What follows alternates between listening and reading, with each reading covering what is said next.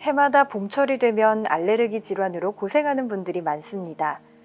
국민의 20에서 25% 정도가 알레르기 질환으로 인한 재채기와 콧물 등으로 고생한다고 하니 매우 흔한 질환임에 틀림없는데요.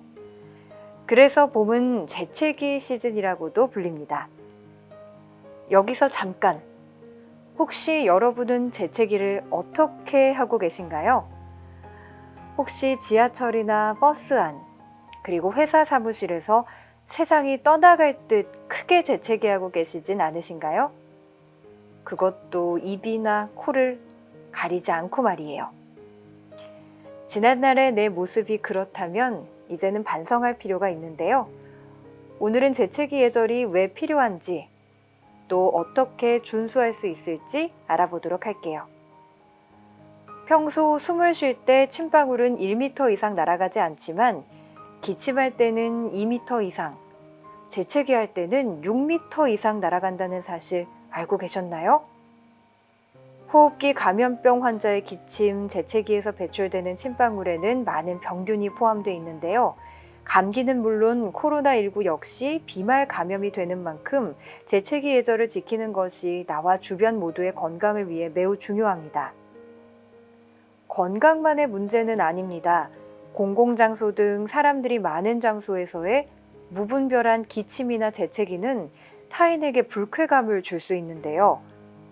따라서 성숙한 시민의식 등 남을 위한 배려로 재채기 예절을 준수하는 게 매우 중요하겠죠. 오래된 일이긴 하지만 지난 2009년 미국에서 NBC 기자가 기침을 손으로 가렸다가 백악관의 보건 담당 비서 캐슬린 시벨리우스에게 공개적으로 구박을 당한 적이 있죠.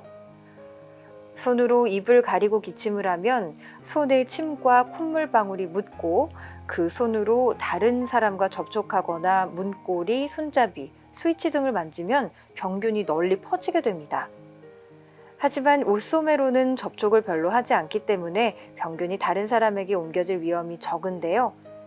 따라서 재채기할 때는 옷소매 위쪽이나 휴지, 손수건으로 입과 코를 가려야 합니다.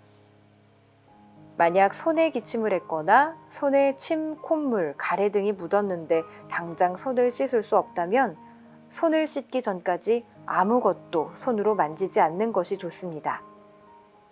스위치나 버튼을 어쩔 수 없이 눌러야 한다면 팔꿈치로 누르는 것이 좋고요. 인사는 악수 대신 눈인사를 하는 등 접촉을 피해야겠죠. 그리고 손을 씻을 수 있는 상황이 온다면 흐르는 물에 30초 이상 손을 씻어야 합니다.